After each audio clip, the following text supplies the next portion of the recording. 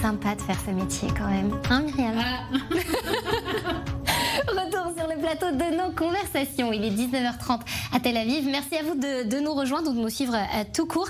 Alors, certaines se sont envoyées toutes seules, sans l'accord officiel du royaume. D'autres reçoivent régulièrement et très rapidement des accréditations dont leur réputation n'est plus à faire. Focus ce soir sur deux associations Made in Israel qui se sont rendues au chevet des Marocains très rapidement après le séisme, l'heure de les rencontrer et de percer peut-être leurs secrets.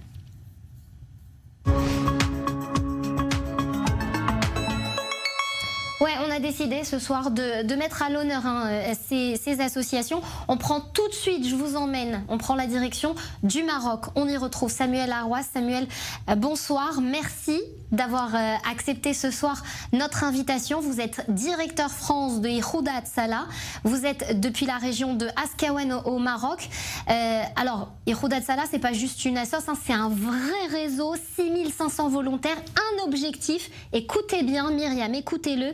Arriver sur un site d'urgence en moins de 90 secondes, 24 heures sur 24, partout dans le monde. On est fiers de ce drapeau que vous portez sur votre veste, Samuel. Comment ça va au Maroc ce soir? Bonsoir. Alors, nous aussi, on est très fiers de ce drapeau. Et vous savez, les Marocains aussi sont très fiers qu'on soit là. Alors, effectivement, comme vous l'avez dit, aujourd'hui, Yehouda Hatzalah en Israël, c'est presque 7000 secouristes bénévoles, dont le seul but est d'aller sauver des vies. Pour sauver des vies, il faut arriver très très vite sur les lieux d'intervention. Une ambulance qui met un quart d'heure, 20 minutes sur un arrêt cardiaque, par exemple, ou sur un accident grave, c'est beaucoup trop. Et donc, c'est cette organisation qui va sauver des vies au quotidien. C'était tout naturellement, lorsqu'il s'est passé un tremblement de terre ici au Maroc, on a décidé d'intervenir, à savoir qu'on a une unité depuis 2015 qui est prête à tout moment, à partir dans le monde entier, comme c'est arrivé pour la Turquie, pour la Moldavie, pour l'ouragan Yann aux États-Unis. Dès qu'une catastrophe naturelle se produit dans le monde, on laisse tout tomber. Nos femmes, nos enfants, alors on les laisse pas tomber, mais on part et on va sauver des vies. C'est ce qui s'est passé là pour toute mon équipe qui est là. J'ai une quinzaine de personnes qui est venue d'Israël, qui n'ont pas pu passer Rosh Hashanah avec leur famille, mais qui ont fait une énorme mitzvah. Et ils sont allés sauver des vies et toutes les familles sont très très fières de nous aussi.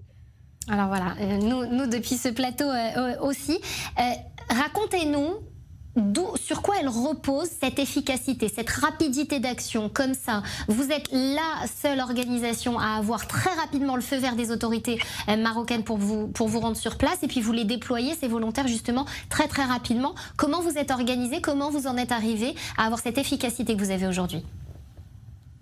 La force de Yehouda Hatzalah, c'est effectivement, comme vous l'avez dit, ces volontaires, ces bénévoles, qui sont des personnes qui sont prêtes à passer énormément de temps, que ce soit du temps de travail, du temps de famille, à en laisser un petit peu de côté pour aller sauver son prochain. C'est ça qui les motive, c'est de rentrer chez eux, d'embrasser leurs enfants qui sont en bonne santé quand ils sont allés sauver un enfant, ou d'embrasser leurs femmes quand ils sont allés sauver quelqu'un dehors. Et donc, on a beaucoup de chance d'avoir ces bénévoles qui sont partis de Hatzalah, et d'avoir une unité qui intervient aussi en Israël, parce que tous les bénévoles qui sont avec moi aujourd'hui au Maroc sont aussi de secouristes bénévoles en Israël, et qui sont prêts, qui ont une formation. Alors chacun a une formation qui peut être différente. On a une unité qui est de psychotrauma, par exemple ici, qui est spécialisée dans le soutien psychologique des personnes qui ont vécu un drame. On a des médecins, on a des paramédics, on a des personnes qui sont spécialisées dans la recherche de personnes qui sont ensevelies. Donc voilà, on a tout type de corps de métier. C'est une unité qu'on peut appeler d'élite, mais qui est composée de bénévoles et qui est prête à tout abandonner, encore une fois, qui est motivée que par le fait de pouvoir aller sauver des gens. C'est ça qui fait le côté incroyable d'Hatzalah. C'est ça qui fait qu'on arrive vite aussi sur les lieux en Israël, par exemple, ou au Maroc. Parce qu'on sait que les premières heures, les premières minutes, les premières secondes sont critiques. Là, le tremblement de terre est arrivé vendredi 11h10, 23h17, il me semble. Dimanche, on était déjà là, avec non seulement une équipe sur place, mais des médicaments, une clinique qu'on peut déployer en 7 minutes sur le terrain. Donc on arrive n'importe où au Maroc en voiture, et on déploie la clinique en 7-8 minutes. On peut déjà commencer à recevoir des patients, des personnes qui avaient besoin de nous et qui n'avaient aucun soin médical. Sinon, on n'était pas arrivé dans ces villages, ils n'auraient pas pu être traités au moment où on était là. Samuel, vous êtes nos yeux dans cette ville de Askawen où vous vous trouvez. Ça se situe à peu près au milieu entre Ouarzazate et Agadir. Il y a une petite histoire que vous voulez nous rapporter justement de ce terrain, un sauvetage qui vous a particulièrement ému, touché? Je vais vous dire, nous on est habitués à voir toutes sortes de choses difficiles sur le terrain. Même en Israël, on est habitué à voir côtoyer la mort, à voir des personnes qui sont blessées. Mais quelque chose qu'on n'oubliera jamais, c'est quand on est arrivé dans un village de 300 personnes, il y avait une centaine d'enfants orphelins. Ils ont perdu leur papa, leur maman, leurs frères et leurs sœurs, pour la plupart d'entre eux, malheureusement. Et donc, on voyait tous ces enfants sans parents. Et il y a un groupe d'Anglais venait de passer leur apporter des bonbons. Et il y a une petite qui devait avoir 6-7 ans qui est venue vers moi et qui m'a apporté un bonbon. Elle m'a donné le bonbon qu'elle avait dans la main pour me dire merci d'être là. Et ça m'a beaucoup touché. On peut oublier les horreurs qu'on voit, mais ça, je ne l'oublierai pas. Et je peux vous dire que ces enfants aussi ne vont pas nous oublier. Quand on leur a donné des feutres pour dessiner, ils ont dessiné le drapeau d'Israël. Et ils ont dit, Israël, on vous aime. Vous êtes les seuls à être là pour nous. Merci d'être là pour nous. On est fiers de vous. Ils ont dessiné des cœurs sur les voitures. Il y avait de la poussière dessus. Donc, ça, c'est quelque chose qu'on n'oubliera jamais. Ah, voilà, vous avez fait monter les larmes aux yeux. Merci pour tout ce que vous faites. Ihoud Hatzalah, United Hatzalah, qui fonctionne principalement avec les dons de ceux qui veulent bien en envoyer. C'est ça, Samuel? Ça fonctionne uniquement, effectivement, sur les dons, sur les personnes qui soutiennent.